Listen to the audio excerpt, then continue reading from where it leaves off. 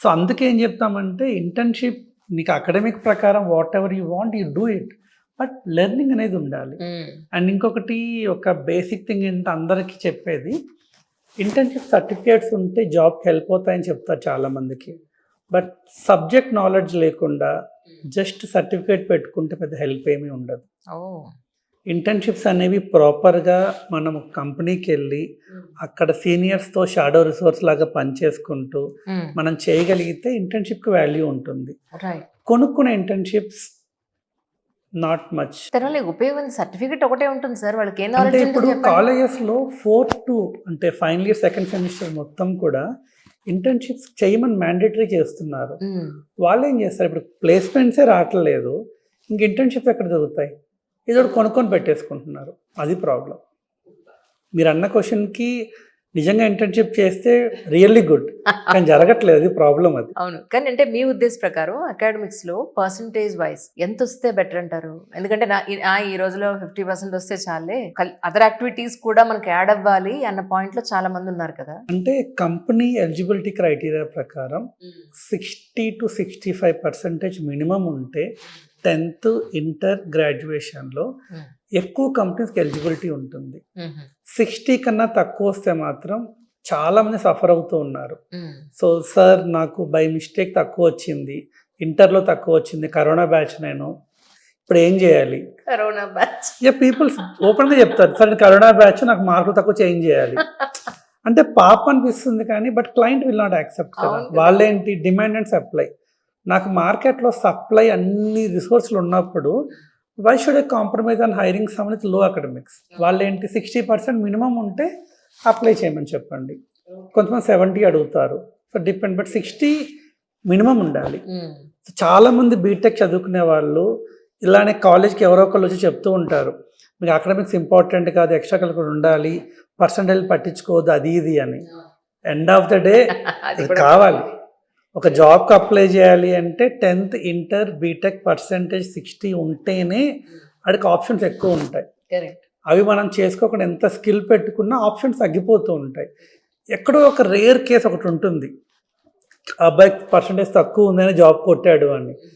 దాన్ని మనం జనరలైజ్ చేయలేం. So percentage is very important at fresher level. Once మనం జాబ్లో చేరిపోయి 1-2 ఇయర్స్ పనిచేసిన తర్వాత different story. Correct. Correct. So అది చాలా ఇంపార్టెంట్. అంటే మీ ఉద్దేశ ప్రకారం ప్రస్తుతం ఉన్న మార్కెట్ మీకు ఐడియా ఉంటుంది కాబట్టి దేనికి డిమాండ్ ఉందంటారు? ఏ కోర్స్కి ఎక్కువ డిమాండ్ ఉంది? ఫ్రెషర్ లెవెల్లో ఒక programming language Java has more opportunities then Python has equal opportunity. అంటే కొంచెం తక్కువ ఉంటాయి పైథాన్కి జావాతో పోల్చుకుంటే. డేటాబేస్ నేర్చుకోవాలి అండ్ ఒక ఫుల్ స్టాక్ అప్లికేషన్ ఐడియా ఉంటే ఎక్కువ ఆప్షన్స్ ఉన్నాయి. దీని తర్వాత రిమైనింగ్ అన్ని అది ఆటోమేషన్ టెస్టింగ్ కావచ్చు, కోడింగ్ కావచ్చు. బట్ మేజర్లీ ఒక ప్రోగ్రామింగ్ లాంగ్వేజ్ స్ట్రాంగ్గా ఉండాలి, డేటాబేస్ స్ట్రాంగ్గా ఉండాలి, లాజికల్ యాప్టిట్యూడ్ స్ట్రాంగ్గా ఉండాలి, వాడికి వచ్చిన దాన్ని ఇంటర్వ్యూలో స్పష్టంగా ఎక్స్ప్లెయిన్ చేయగలగాలి. ఇవి 4 ఉంటే వీ హ్యావ్ గుడ్ ఆపర్చునిటీస్. అంటే మీరు బేసిక్గా బీటెక్ చేసిన వాళ్ళకి మాత్రమే ప్లేస్మెంట్స్ ఇస్తారా?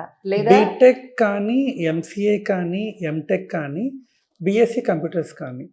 అంటే ఇక్కడ మేము కొత్తగా ఇచ్చేది ఏమి ఉండదు. అదే దెర్ ఆర్ కంపెనీస్. మన రోల్ ఏంటి?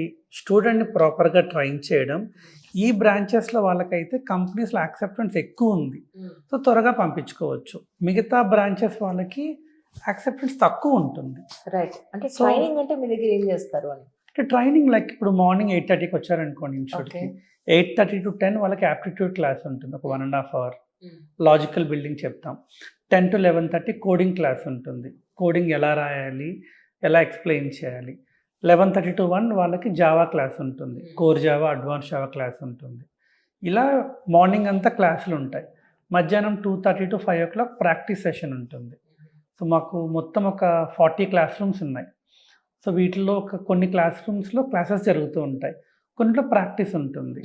Half day classes, half day practice. Morning batch వాళ్ళు మధ్యాహ్నం ప్రాక్టీస్కి వస్తారు, మధ్యాహ్నం బ్యాచ్ వాళ్ళు మార్నింగ్ ప్రాక్టీస్కి వస్తారు. అలా ఇన్స్టిట్యూట్లో మనం ఫుల్ డే కూర్చొని కష్టపడితేనే ఇప్పుడున్న మార్కెట్లో మనం ప్లేస్మెంట్ చేయగలం. చాలామంది అంటారు, సార్ నేను మార్నింగ్ చదువుకుంటా మధ్యాహ్నం రూమ్కి వెళ్ళిపోతానని. నేనైతే నమ్మను. వెళ్ళిన తర్వాత ఎన్ని డైవర్షన్స్ ఉంటాయో. ఫస్ట్ మన ఫోనే, ఆ తర్వాత మన ఫ్రెండ్స్. ఎన్నున్నా కూడా అయితే వెళ్తే మీరు రూమ్కి వెళ్ళి చదవాల్సిన అవసరం లేదమ్మా. అదే కదా. ఇన్స్టిట్యూట్లో 2 hours కూర్చోండి చాలు. అదే. దాని రూమ్కి వెళ్ళి ఎంజాయ్ చేయండి. అంతగా రూమ్కి వెళ్ళి చదువుతానంటే మాత్రం ప్రాక్టికల్గా జరగవు. అవును. సో స్టూడెంట్స్ స్టార్టింగ్ రిలీజ్ అవ్వరు. ఎవ్రీ మంత్ ఎగ్జామ్స్ పెడుతూ ఉంటాం వాళ్ళకి. ఎగ్జామ్ పెట్టి చెప్తూ ఉంటాం. లైక్ నువ్వు చేరినప్పుడు ఏ లెవెల్లో ఉన్నావు, 1 monthకి ఎలా ఉన్నావు, నెక్స్ట్ మంత్కి ఎలా ఉన్నావు, ప్రోగ్రెస్ చెప్తూ ఉంటాం.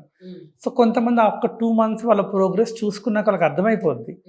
ఎవరైతే క్లాస్లో రెగ్యులర్గా వస్తున్నారో వాళ్ళకి మంచిగా స్కోర్లు వస్తున్నాయి, ప్లేస్మెంట్స్ వస్తున్నాయి. Then people realise, then they become regular. So అది మాకు బాగా హెల్ప్ అవుతూ ఉంటుంది. రైట్.